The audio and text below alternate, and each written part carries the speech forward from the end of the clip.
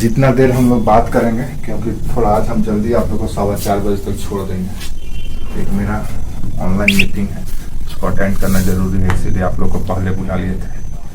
तो आज हम लोग बात करने वाले हैं प्राइम मिनिस्टर ऑफिस, प्रधानमंत्री कार्यालय। इसको कहा जाता है पीएमओ, प्राइम मिनिस्टर ऑफिस या प्रधानमंत्री कार्यालय।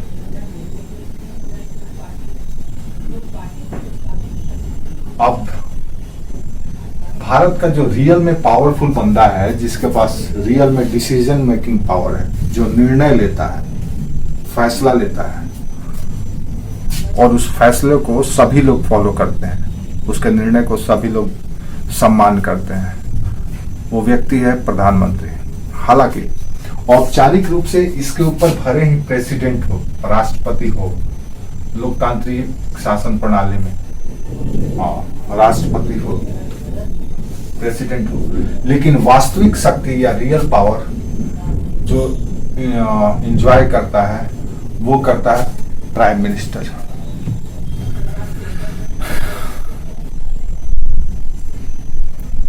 क्यों करता है? आप लोग पॉलिटी पढ़े हैं, प्राइम मिनिस्टर कौन बनता है और उसके पावर क्या है। जब आप इस चीज को समझ जाएंगे, देन पीएमओ ऑफिस के कार्य को समझ जाएंगे, प्रधानमंत्री कार्यालय को समझ जाएंगे कि ये क्या करता है और क्या काम है, क्या इसकी भूमिका है प्रशासन में। तो भारत का रियल पावरफुल पर्सन है, वो है प्रधानमंत्री, प्राइम मिनिस्टर। आज भी देखें लोकतांत्रिक शासन में जब जब किसी की भी सरकार रही हो, जनता के मुंह पे चाहे अच्छी हो चाहे बुरी हो, जब भी किसी के बारे में कुछ वक्तव्य निकलता है तो सीधे लोग प्रधानमंत्री को ही घेरते हैं। क्यों घेरते हैं? क्योंकि प्रधानमंत्री ही सर्वे सर्वा है। लोकतांत्रिक शासन प्रणाली में वो शक्ति का वास्तविक संचालक, शक्ति का भोग करने वाला कोई व्यक्ति है तो प्राइम मिनिस्टर है। अब इतना बड़ा व्यक्तित्व या इतना गंभीर पोस्ट या पद धारण करने वाला व्यक्ति कोई साधारण व्यक्ति तो होगा नहीं। साधारण इसलिए नहीं होगा क्योंकि इसके दायित्व तो साधारण नहीं होंगे, रिस्पॉन्सिबिलिटी सिंपल नहीं होगा, जनरल नहीं होगा, कॉमन नहीं होगा। वो सारे रिस्पॉन्सिबिलिटी होंगे जो सामान्य सांसदों का या सामान्य प्रतिनिधियों के पास नहीं होगा। इसलिए प्राइम मिनिस्टर का रिस्पॉन्सिबिलिटी या दायित्व के आधार पर हम इसके भूमिका को समझ सकते हैं। दायित्व के आधार पर ये दायित्व दरअसल दो तरह का होता है। एक तो डोमेस्टिक होता है, घरेलू, और दूसरा होता है इंटरनेशनल।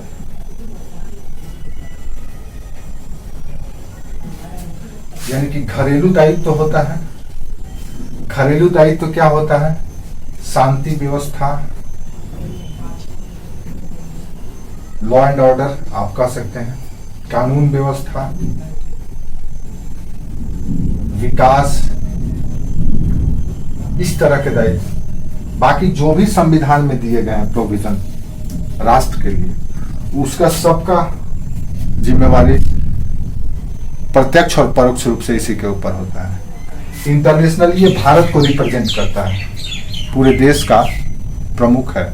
औपचारिक रूप से भले ही राष्ट्रपति हैं, उन्हीं के नाम पे सारे काम किए जाते हैं, लेकिन रिप्रेजेंटेशन इसी का होता है, रिप्रेजेंटेटिव यही होता है। किसी भी देश के साथ संबंध हो, संधि हो, समझौता हो, युद्ध विराम हो, सब कुछ इसी के द्वारा संपादित किया जाता है। अब इतने ब्रॉड काम वाला व्यक्तित्व का जो कार्यालय है वो साधारण कार्यालय तो होगा नहीं। एक सामान्य सा डीसी या डीएम जो जिला स्तर पे प्रमुख होता है, जिला स्तर के सभी कार्यों को निष्पादित करता है, तो उसके कार्यालय इतना महत्वपूर्ण होता है कि कुछ भी हो तो डीसी ऑफिस, डीएम ऑफिस। तो प्रधानमंत्री कार्यालय की भूमिका क्या होगी, क्या महत्ता होगी, क्या प्रासंगिकता होगी, आप समझ सकते हैं। समझ में आया? इसीलिए पीएमओ हमको जानना जरूरी है। इसको सरकारों का सरकार भी कहा जाता है या सुपर गवर्नमेंट इसी को कहा जाता है, पीएमओ ऑफिस। अगर आपका मामला कहीं फंसा हुआ है, सरकारी कार्य कोई नहीं हो रहा है, तो जब से नरेंद्र मोदी जी आए हैं तब से पीएमओ कार्यालय को या प्रधानमंत्री ऑफिस को सीधे मेल कर दीजिए। देखिए 1 हफ्ते के अंदर में आपका काम बन जाएगा। कहीं कोई सिस्टम में कोई काम अटका हुआ है, नहीं हो रहा है, अटकाओ भटकाओ लटकाओ वाला सिस्टम है, दिन आप मेल कर दीजिए, देखिए तुरंत एक्शन हो जाएगा। इतना एक्टिव है अभी प्राइम मिनिस्टर कार्यालय यानी पीएमओ ऑफिस। तो पीएमओ ऑफिस को समझने से पहले आपको प्रधानमंत्री के कार्यों को समझना होगा। ये पॉलिटी में भी आपको काम आएगा और पब्लिक एड वाला सेगमेंट में भी काम आएगा। समझ में आया? तो सबसे पहला हम देखते हैं कि इसका काम क्या है। तो इसके कार्य को हम मुख्यतः समझने के लिए 2-3 स्टेप में बांट देते हैं। एक तो मंत्री परिषद के रिस्पेक्ट में, दूसरा संसद के रिस्पेक्ट में,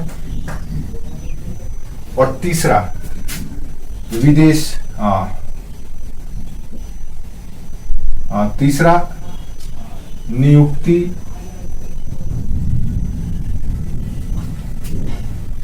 नियुक्ति और आप कह सकते हैं कि पदच्युत करना यानी कि उसको हटाने के रिस्पेक्ट में, और लास्ट चौथा जो है आप देख सकते हैं कि अंतर्राष्ट्रीय स्तर पर, इंटरनेशनल स्तर पर इसकी क्या भूमिका है। आप जब इन 4 भूमिकाओं को समझ लेंगे देन आप पीएम को समझ लेंगे। यही है पीएम, ये चारों काम को करता है और इन्हीं चारों कार्यों को संपादित करने में जो इसका स्टाफ एजेंसी है, स्टाफ एजेंसी जैसे सेक्रेटेरिएट है उसी तरह से ये, तो इसके पास जो स्टाफ एजेंसी है, स्टाफ लोगों का जो एक संगठन है उसी को कहा जाता है पीएमओ। जो भी कार्य है उन कार्यों में ये स्टाफ एजेंसी पीएमओ को, प्रधानमंत्री को मदद करता है। तो सबसे पहले हम देखते हैं कि क्या क्या इसके काम है। तो हमने इसको समझने के लिए 4 भागों में बांट दिया। मंत्री परिषद, मंत्री परिषद क्या है आपको पता है? काउंसिल ऑफ मिनिस्टर्स, मंत्रियों का समूह को हम मंत्री परिषद कहते हैं। अब स्वाभाविक सी बात है कि मंत्री परिषद में इसकी क्या क्या भूमिका होगी। हम पहले पॉलिटिकल एस्पेक्ट देख लेते हैं, उसके बाद फिर हम आगे देखेंगे। ठीक है, तो लिखते भी चलना है। जब आप इसके कार्यों को समझ लेंगे देन आप इसके पीएमओ के बारे में जब बात करेंगे तो समझ में आ जाएगा। डायरेक्ट अगर हम पीएमओ के बारे में बात करेंगे तो आपको थोड़ा सा समस्या होगा, इसीलिए पहले प्रधानमंत्री के कार्यों को हम देख लीजिए। सबसे पहला कार्य है मंत्री परिषद के संबंध में, लिखते भी चलो। प्रधानमंत्री ही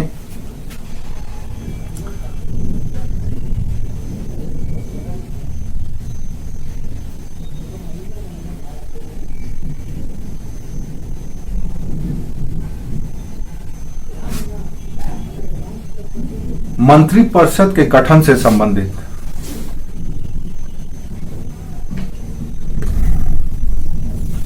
प्रधानमंत्री ही मंत्री परिषद के गठन से संबंधित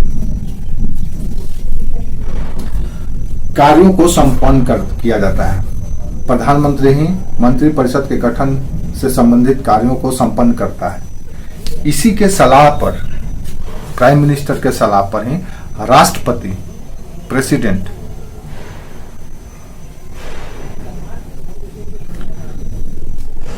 मंत्री परिषद के सदस्यों की नियुक्ति करता है। कहने का मतलब यह है कि चुनाव के उपरांत, आपको तो पता है प्राइम मिनिस्टर कौन, क्या प्राइम मिनिस्टर सीधे चुन करके आता है? पता चलेगा नहीं। कौन चुन करके आता है? तो जनप्रतिनिधि, सांसद चुन करके आते हैं, और उन चुने हुए सांसदों में से अपने बीच से अपने दल का नेता चुना जाता है। वही नेता प्रधानमंत्री के रूप में नियुक्त होता है। क्लियर है? कोई प्रधानमंत्री का सीधे चुनाव नहीं होता है कि कौन प्रधानमंत्री, ये जो सीट है ये प्रधानमंत्री का सीट है, यहां से प्रधानमंत्री खड़े होंगे, ऐसा कुछ भी नहीं होता है। सब के सब जनप्रतिनिधि होते हैं, सांसद होते हैं। संसद के सदस्य, लोकसभा के सदस्य चुने जाते हैं प्रत्यक्ष निर्वाचन के द्वारा। अब चुनने के बाद जिस पार्टी की मेजोरिटी आती है उस पार्टी को पहले सरकार बनाने का राष्ट्रपति के द्वारा ऑफर किया जाता है कि आप आइए सरकार बनाइए। अब सरकार किसके नेतृत्व में बनेगा, यह सवाल उठता है। क्या 272 या 273 जो किसी पार्टी विशेष के सदस्य चुन करके आए हैं, सब अपने अपने दावा ठोकेंगे कि हम प्रधानमंत्री, हम प्रधानमंत्री, हम प्रधानमंत्री? पता चलेगा नहीं। उस दल में जो सबसे पावरफुल व्यक्ति है, जिसका प्रभाव है, जिसको लोग ज्यादा पसंद करते हैं, जिसके फेवर में सभी लोग हैं, उसी को नेता खड़ा किया जाता है कि ये हमारे दल के नेता है। वही नेता एज ए प्राइम मिनिस्टर के रूप में शपथ लेता है। क्लियर है? अब जब प्राइम मिनिस्टर राष्ट्रपति के समक्ष शपथ ले लेता है, कोई भी व्यक्ति एज ए प्राइम मिनिस्टर अगर शपथ ले लेता है, देन वो अपने विवेक बुद्धि से, गणना से, समीकरण बैठा करके, सब कुछ करके अपने ही दल में से अलग अलग व्यक्तियों को एज ए मिनिस्टर बनाने के लिए राष्ट्रपति को, प्रेसिडेंट को कहता है। अब ये मिनिस्टर कैसे बनाए जाते हैं, तो इसके लिए कई शर्तें हैं। जैसे दल में कौन कितना अनुभवी है, किसका कितना प्रभाव है, किस जाति का है, किस क्षेत्र से है, अल्पसंख्यक है, माइनॉरिटी, बैकवर्ड है, एससी है, एसटी, पता नहीं, जो जो उनका राजनीतिक सूझबूझ है, उस सूझबूझ के आधार पर वो फैसला लेते हैं।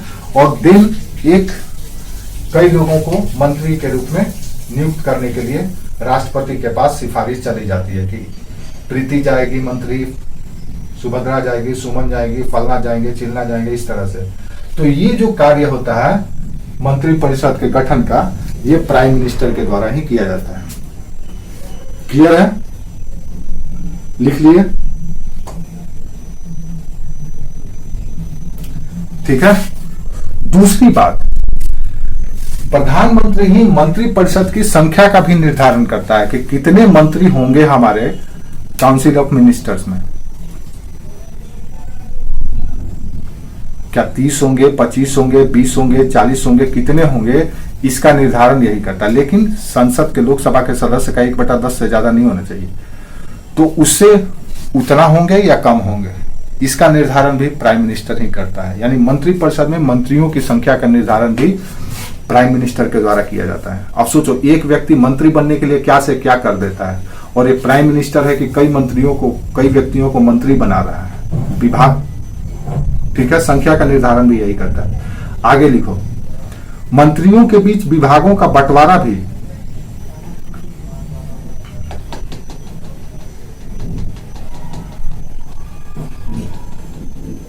इसी के द्वारा किया जाता है कि किस मंत्री को, किस व्यक्ति को कौन सी मंत्रालय दी जाएगी।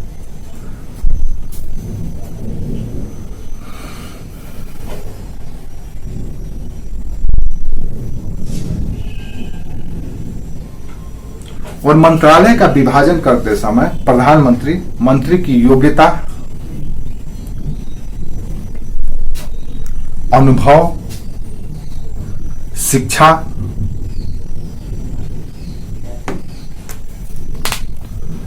को ध्यान में रखकर यह निर्णय लेता है।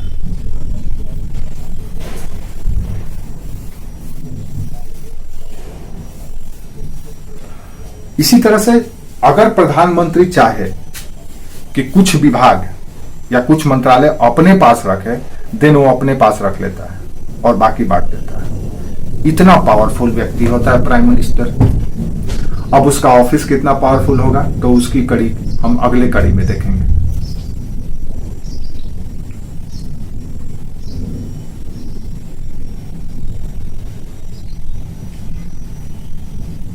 ठीक है। नेक्स्ट, प्रधानमंत्री ही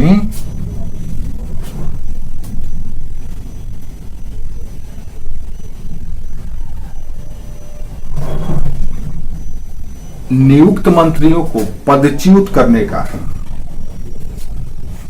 यानी पद से हटाने की शक्ति भी रखता है। आप देखे होंगे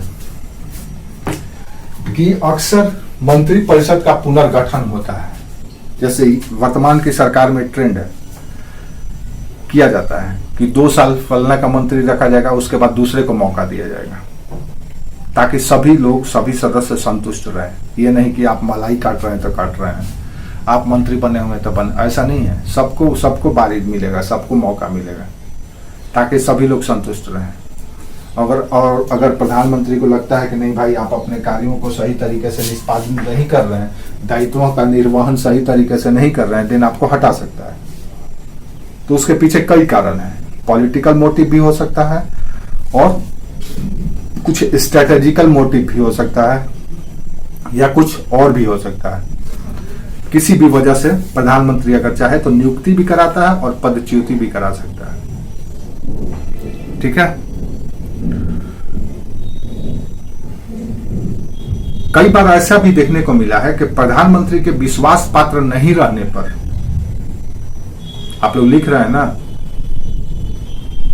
हम सिर्फ और सिर्फ मंत्रिपरिषद के संदर्भ में क्या काम है प्रधानमंत्री की उसकी बात कर रहे हैं। ये ऐसे भी सवाल आपसे पूछा जा सकता है,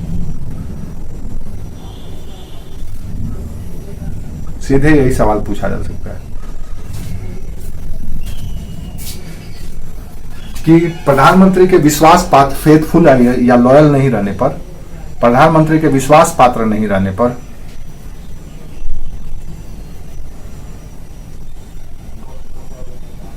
संबंधित मंत्री से त्याग पत्र मांगा जाता है। जैसे आप पॉलिटिकल स्ट्रैटेजी या पॉलिटिकल कुछ ऐसा काम करने लगे जिसे लगता है कि दल को या पार्टी को या सरकार को सरकार पर कुछ गलत प्रभाव पड़ रहा है, गलत छवि लोगों के सामने जा रहा है, देन वो हटा देगा उसको। वो कॉर्पोरेट की तरह है। बॉस को अगर लगता है कि आप टारगेट पूरा नहीं कर रहे हैं, कंपनी को बेनिफिट नहीं दे रहे हैं, आप बोझ हो गए हैं, देन आपको किक कर दिया जाएगा। तो प्राइम मिनिस्टर भी करता है, इतना उसके पास पावर है। ठीक है।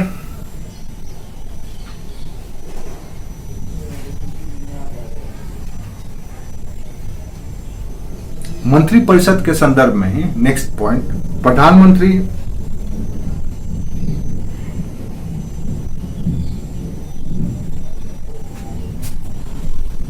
विभिन्न मंत्रालयों के विभागों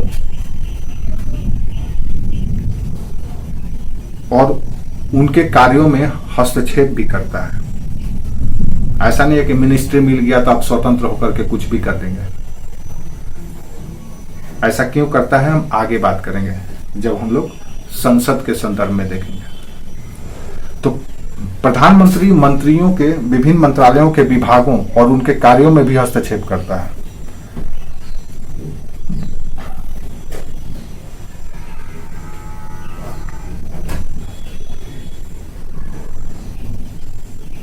वह समस्त मंत्रियों के बीच, जितने भी मंत्री हैं उनके बीच कोऑर्डिनेशन या समन्वय स्थापित करने का भी काम करता है। आपको पता ही है कैबिनेट सेक्रेटेरिएट का हेड कौन होता है? प्राइम मिनिस्टर होता है। अगर दो या दो से अधिक विभागों के बीच किसी तरह का कंट्रोवर्सी है तो वैसी स्थिति में वो मुद्दा को कैबिनेट सेक्रेटेरिएट में लाया जाता है, मंत्रिमंडलीय सचिवालय में। वहाँ पे प्राइम मिनिस्टर होते हैं, देन वहाँ डिस्कस किया जाता है, वोट कराया जाता है, और अगर लगता है कि प्राइम मिनिस्टर को ही फैसला लेना चाहिए, देन प्राइम मिनिस्टर का जो कहता है वही। तो विवाद जब विभागों के बीच में हो जाता है अलग अलग मंत्रालय के, तो उसका निपटारा भी प्रधानमंत्री के द्वारा ही किया जाता है, और इनके बीच कोऑर्डिनेशन बनाने का काम भी प्राइम मिनिस्टर के द्वारा किया जाता है, ताकि शासन कार्य सफलतापूर्वक निष्पादित हो सके।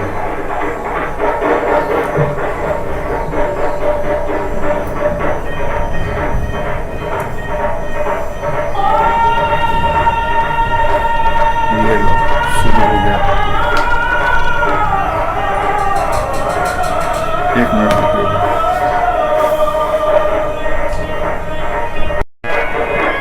चलिए अब दूसरा बात करते हैं संसद के संदर्भ में। ये तो मंत्री हो गया, कैसे मंत्रियों के बीच का नेता बनता है, स्वयं उन्हीं लोगों के द्वारा चुना जाता है, फिर उनको मंत्री बनाता है और सारा कमांड अपने पास रखता है। ये वो व्यक्ति है प्राइम मिनिस्टर। लोकतांत्रिक शासन प्रणाली में, संसदीय शासन प्रणाली में दो तरह का शासन होता है। एक तो प्रेसिडेंशियल भी होता है जैसे अमेरिका में, एक प्रधानमंत्री वाला भी होता है जैसे भारत में। ये दोनों के दोनों लोकतंत्र का एक स्टैंडर्ड है। अमेरिका भी लोकतांत्रिक सरकार चलाता है, लेकिन वहां पर प्रेसिडेंट पावरफुल है। क्यों है वो हम लोग जब शासन की प्रणाली पढ़ेंगे तो आपको समझाएंगे क्यों ऐसा उधर और इधर क्यों ऐसा।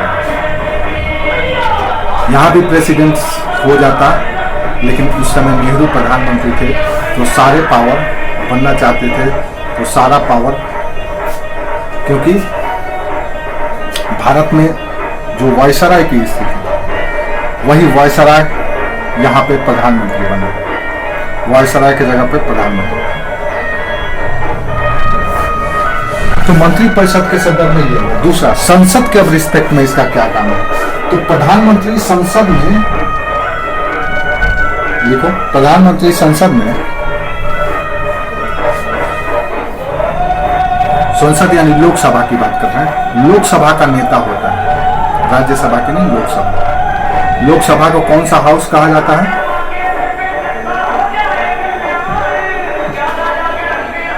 Lower house. Very good. और इसका क्या नाम है? House of representative. ठीक है, इसको लोअर हाउस कहा जाता है। तो लोकसभा में प्रधानमंत्री दल का नेता होता है, और दल के नेता होने के कारण इसे लोकसभा में कई महत्वपूर्ण कार्यों का निष्पादन करना होता है।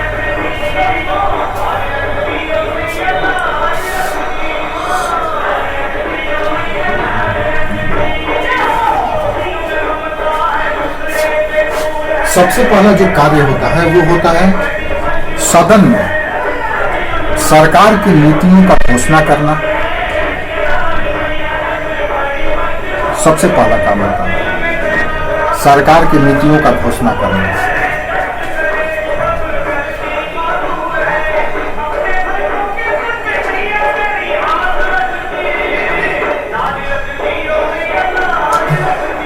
सदन में जो भी सरकारी विधेयक पेश किए जाते हैं वो सब के सब प्रधानमंत्री के निर्देशानुसार ही पेश किए जाते हैं। जितने भी सरकारी विधेयक है, सरकारी विधेयक कौन पेश करता है?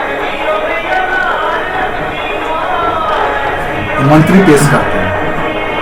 सरकारी विधेयक यानी मंत्री, इसको सरकारी विधेयक कहा जाता है। प्राइवेट बिल किसको कहा जाता है? जो मंत्री नहीं है, संसद का सदस्य है और वो अगर बिल पेश करता है तो उसको हम लोग प्राइवेट बिल करते हैं। तो जितने भी सरकारी बिल पेश किए जाते हैं, पब्लिक बिल, वो सब के सब इसी के निर्देशन में किया जाता है, चाहे किसी भी डिपार्टमेंट का हो। भले ही आपको डिपार्टमेंट मिनिस्ट्री दे दिया जाता है, लेकिन आपके ऊपर निगाहें उसकी रहती हो।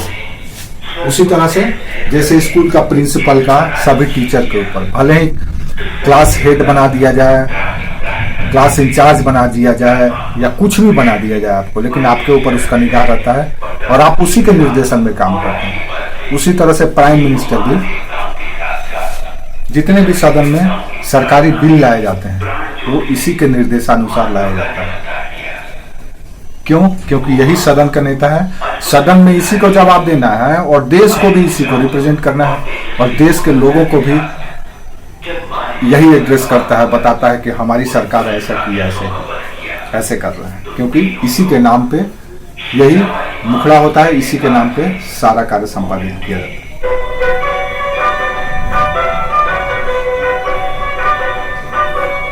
इसके साथ साथ प्रधानमंत्री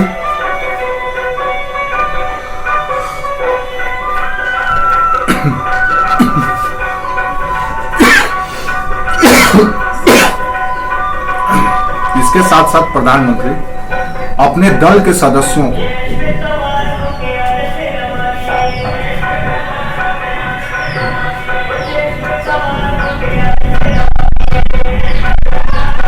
समय समय पर निर्देश भी देता है और लोकसभा के कार्य संचालन में लोकसभा के अध्यक्ष को भी मदद करता है। इसके साथ साथ प्रधानमंत्री अपने दल के सदस्यों को भी निर्देश देता है और लोकसभा के कार्य संचालन में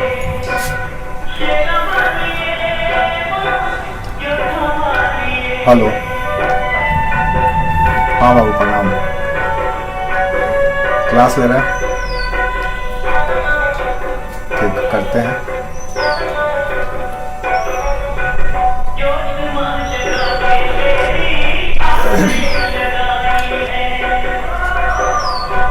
तो लोकसभा के कार्यों का संचालन भी, लोकसभा के कार्यों के संचालन में लोकसभा के अध्यक्ष को मदद भी करता है।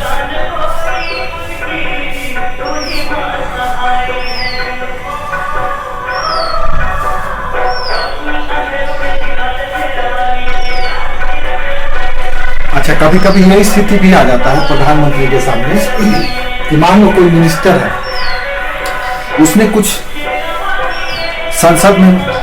संसद को एड्रेस किया, सदन को एड्रेस किया, या कुछ ऐसा कार्य किया है अपने मिनिस्ट्री में, मंत्रालय में, और सदन में वैसी स्थिति में जो विपक्ष है वो घेर लेता है प्रधानमंत्री को, क्योंकि दल का नेता यही होता है। तो सारे सदस्यों के फेवर में स्पष्टीकरण देने का दायित्व भी इसी के ऊपर आ जाता है। जैसे आप ऐसे समझ लीजिए कि आप अपने घर में हैं, घर के 4-5 सदस्य हैं और गार्जियन है आपके माता पिता, और आप चारों पांचों भाई बहन कुछ बदमाशी कर दिए हैं। अब उसको तोपने, ढकने और उसके फेवर में एडवोकेसी करने का काम अब आ जाता है, जिम्मेदारी माता पिता के ऊपर। वो आपको किसी न किसी तरह से आपका डिफेंस करेंगे। तो ये बड़ी महत्वपूर्ण दायित्व हो जाता है प्रधानमंत्री का कि सदन में अपने दल के या अपने मंत्रालय के मंत्रियों के फेवर में स्पष्टीकरण देना, इसी का कार्य होता है। जब मामला, आप देखिएगा, जब मामला कोई गंभीर हो जाता है किसी भी मंत्रालय के द्वारा, तो प्रधानमंत्री को खोजा जाता है, कहाँ है प्रधानमंत्री, कहाँ है प्रधानमंत्री, आइए जवाब दें, आइए जवाब दें। एक दिन ऐसे ही एक बार हो रहा था, सदन में खड़ा होकर के कुछ हुआ था, तो प्रधानमंत्री कहीं बाहर गए थे, ये नरेंद्र मोदी जी की बात कर रहे हैं, कहीं बाहर गए हुए थे। अब विपक्ष को नहीं पता था, उनको लगा कि उधरे गए हो, आए नहीं है। पूरा सदन में बवाल हो रहा, उधर से प्रधानमंत्री आ गए, घुस गए। कहाँ है प्रधानमंत्री, घूम रहे हैं तो ऐसे कर रहे हैं, उनको ये टाइम नहीं है तो उनको वो टाइम नहीं है। उधर से दाढ़ी बढ़ा करके दाढ़ी वाले बाबा पहुंच गए सदन में, और पूरा सदन सन्न हो गया। यह हमारे प्रधानमंत्री का व्यक्तित्व है, नरेंद्र मोदी का। कभी भी उपस्थित हो जाते हैं, 4-5 घंटा ही अपने लिए प्राइवेट लाइफ रखते हैं, बाकी सब उनका पब्लिक लाइफ है। देश को ऐसा प्रधानमंत्री बड़ी लेट से मिला है, पहले मिलना चाहिए। तो प्रधानमंत्री का ये भी दायित्व हो जाता है।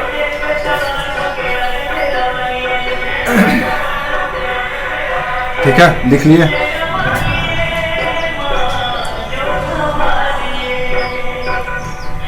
एक और पॉइंट लिख लो लोकसभा के संदर्भ में। प्रधानमंत्री के सलाह पर ही राष्ट्रपति लोकसभा को भी भंग कर सकता है।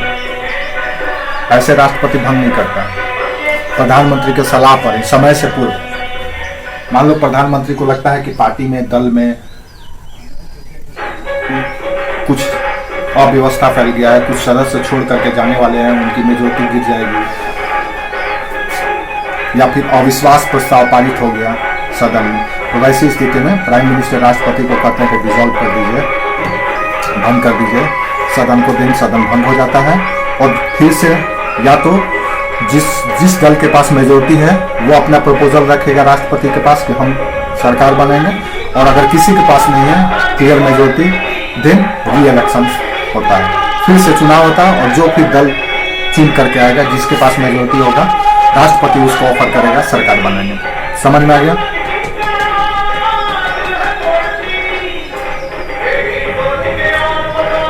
क्या बोल रही है बाबू?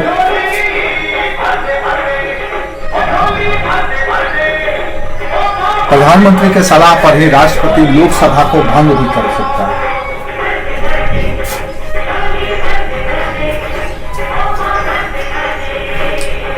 तो ये दो महत्वपूर्ण एस्पेक्ट है जिसको आप जेहन में रखिएगा। ये प्राइम मिनिस्टर के कार्य हैं, ऐसे भी आपसे पूछे जा सकते हैं। 6 JPSC में ये सवाल पूछा गया है कि थोड़ा सा ट्विस्ट करके पूछा गया था, सेम क्वेश्चन को थोड़ा सा ट्विस्ट पूछा गया था, आप लोग देख सकते हैं। उसमें ये पूछा गया था कि जो जब से खगोलीकरण आया है, ग्लोबलाइजेशन आया है, ऐसी स्थिति में प्रधानमंत्री की क्या भूमिका है।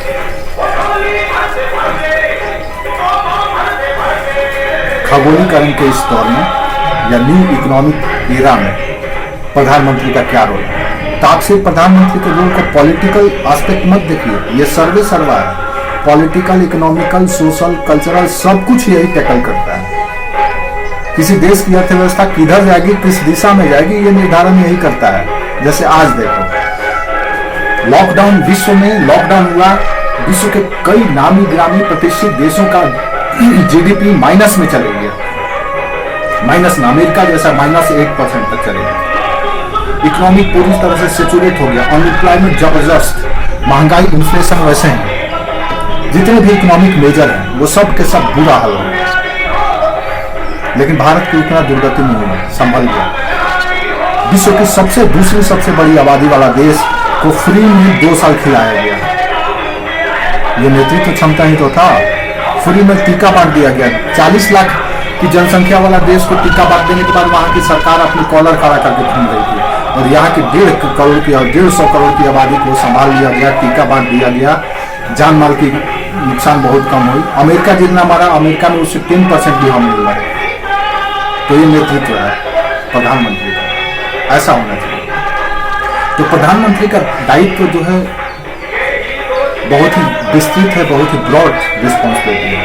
सिर्फ उनका रिस्पॉन्सिबिलिटी पॉलिटिकल नहीं है, वो हमेशा पॉलिटिक्स और डिप्लोमेसी में ही उलझा रहता है। देश की दशा और दिशा भी वही तय करता है। नो डाउट ये कुछ ना कुछ कमी हर एक सरकार में होता है, इस सरकार में भी कमी है। तो कमी इसलिए है क्योंकि कुछ कहीं पे बेहतरी किया जा रहा है, इसलिए कहीं पे कमी हो ही जाता है। जैसे आप किसी विषय में कुछ ज़्यादा इंटरेस्ट लेते हैं तो वो विषय तो मजबूत हो जाता है, देन थोड़ा सा दूसरा विषय कमजोर हो जाता है। तो वही स्थिति है।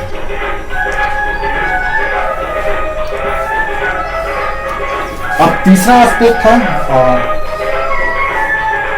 अच्छा राष्ट्रपति के संदर्भ में नहीं लिखे हैं, अच्छा नियुक्ति लिखे, नियुक्ति। अच्छा राष्ट्रपति वाला जो टॉपिक है ना, इसी में कर लेंगे। तीसरा एस्पेक्ट है राष्ट्रपति से संदर्भ में, राष्ट्रपति के रिस्पेक्ट में इसका क्या दायित्व है, जो राष्ट्रपति से जुड़ा हुआ। अभी तक आप सदन या संसद के संदर्भ में देखें, मंत्रिपरिषद के संदर्भ में देखें, और राष्ट्रपति के संदर्भ में देखेंगे। तो प्रधानमंत्री ही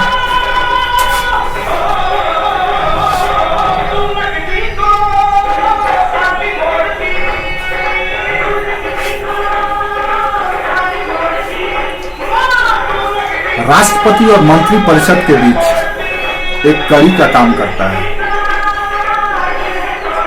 कड़ी का एक चेन का काम करता है। दरअसल है क्या, प्रेसिडेंट के पास ये राइट है कि प्रेसिडेंट थ्रू प्राइम मिनिस्टर मंत्रिपरिषद का, काउंसिल ऑफ मिनिस्टर का जो भी एक्टिविटी है, फैसला है, उसके बारे में रिपोर्ट मांगे।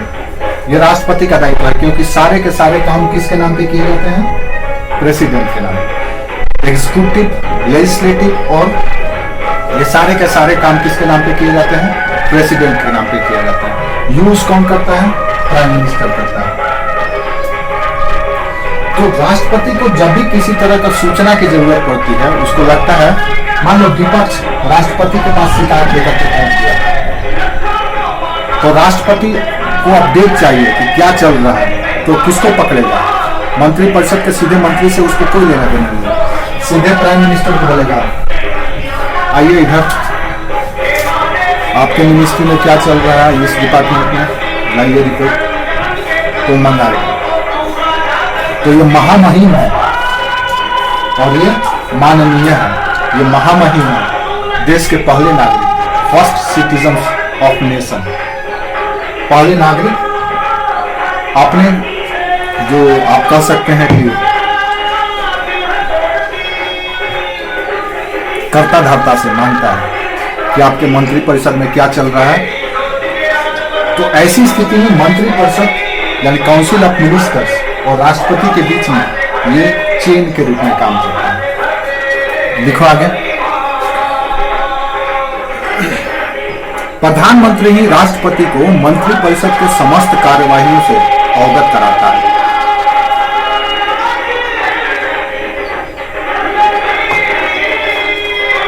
प्रधानमंत्री ही राष्ट्रपति को मंत्रिपरिषद के समस्त कार्यवाहियों से अवगत कराता है।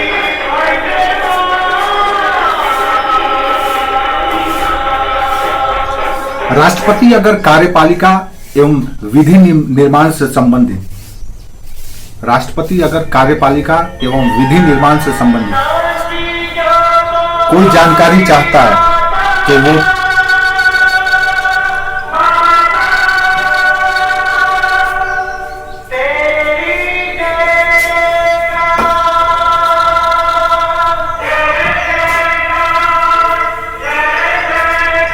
राष्ट्रपति अगर विधि निर्माण और कार्यपालिका से संबंधित कोई सूचना चाहता है, जानकारी चाहता है, तो वो प्रधानमंत्री के माध्यम से ही प्राप्त करता है।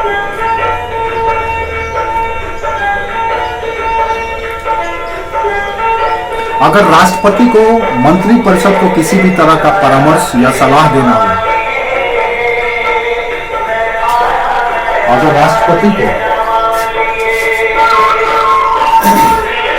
मंत्रिपरिषद को यानी काउंसिल ऑफ मिनिस्टर को किसी भी तरह का सलाह देना हो, देन वो सीधे नहीं देगा, वो थ्रू प्राइम मिनिस्टर में देगा।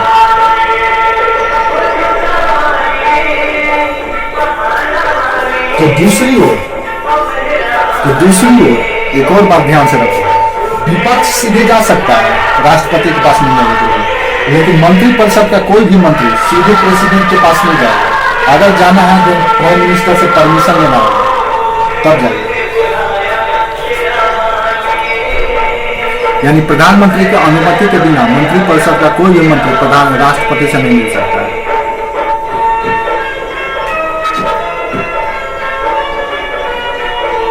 पहली ओर क्या बोले थे? हाँ, तो कोई परामर्श या एडवाइस देना हो, सजेशन देना हो, तो थ्रू प्राइम मिनिस्टर देता है। तो दूसरी ओर मंत्रिपरिषद के किसी भी मंत्री को अगर राष्ट्रपति से मिलना है तो प्रधानमंत्री के पूर्व अनुमति के बाद ही मिल सकता है।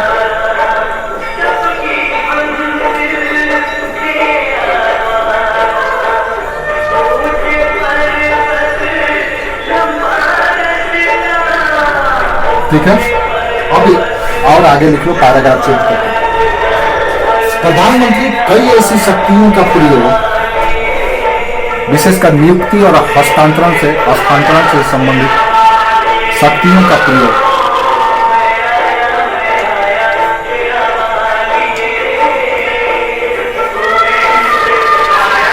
राष्ट्रपति के अनुमोदन के बाद ही करता है, अनुमोदन के पश्चात नहीं होता है। जैसे किसी भी व्यक्ति का नियुक्ति और हस्तांतरण या स्थानांतरण होता है तो प्रधानमंत्री के द्वारा लिए गए निर्णय का जब राष्ट्रपति अनुमोदन कर देता है तभी वो लागू होता है। जैसे कई व्यक्तियों को लिखो,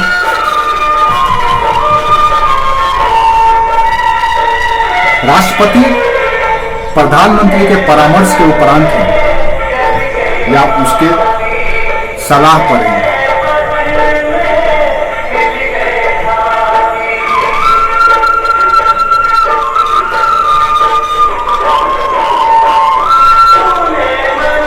राजदूतों की नियुक्ति एम्बेसडर का एम्बेसडर अपॉइंट करना। एम्बेसडर यानी राजदूत, दूसरे देशों में अपने देश के प्रतिनिधि या रिप्रेजेंटेटिव, उनकी नियुक्ति महान्यायवादी, अटॉर्नी जनरल, सुप्रीम कोर्ट और हाई कोर्ट के न्यायाधीशों की नियुक्ति,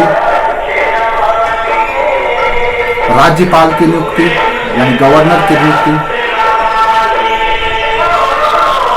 अलग अलग कमीशन या आयोग के अध्यक्ष और सदस्यों की नियुक्ति, ये सब के सब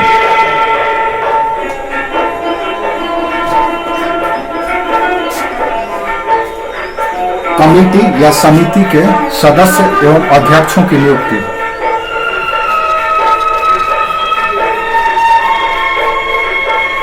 प्रधानमंत्री के परामर्श पर ही राष्ट्रपति द्वारा की जाती है। प्रधानमंत्री के परामर्श पर ही प्रेसिडेंट के द्वारा किया जाता है। अब आप देखते होंगे कि सुप्रीम कोर्ट का जज, हाई कोर्ट का जज, हालांकि इसका एक सिस्टम है जिसमें हम लोग पॉलिटी में पढ़ेंगे, इसको कॉलेजियम सिस्टम कहा जाता है। कॉलेजियम सिस्टम में क्या होता है कि जज ही होते हैं, अपने ही बीच से जजों का अपॉइंट किया जाता है जजों के द्वारा, लेकिन वो सिफारिश को फिर वहां से जब सॉर्ट आउट हो जाता है then prime minister home ministry के पास जाता है, होम मिनिस्ट्री फिर प्राइम मिनिस्टर के पास भेजता है, और प्राइम मिनिस्टर को लगता है कि हाँ ये ठीक ठाक है, ये जज सही है, देन राष्ट्रपति को फॉरवर्ड कर देता है कि महामहिम इसको ये किया जाए, देन राष्ट्रपति साइन कर दिया, वो अपॉइंट हो गया जज के। अगर प्राइम मिनिस्टर असंतुष्ट होता है तो क्या करेगा कि मैटर को दबा देगा। इसीलिए अक्सर आप देखेंगे टीवी डिबेट में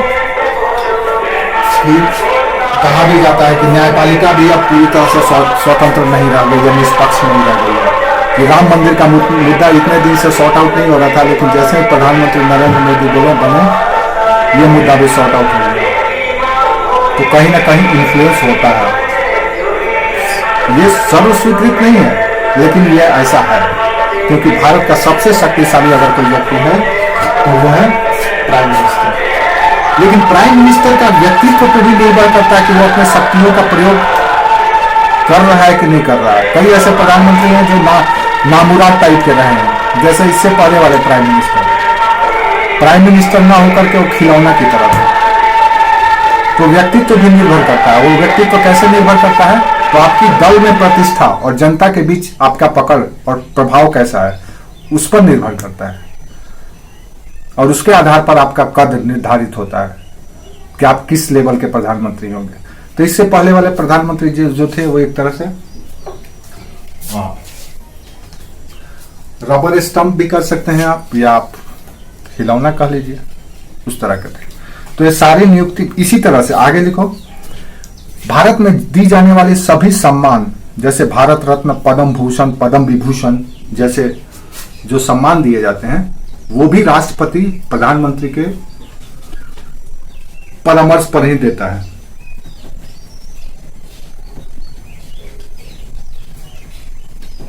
आज के लिए इतना ही रहने दो, थोड़ा सा 10-15 मिनट का और है, नेक्स्ट क्लास में हम लोग उसको करेंगे, देन पीएमओ पे बात करेंगे, ठीक है।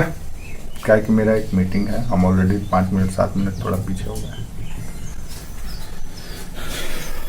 समझ में आया यहाँ तक?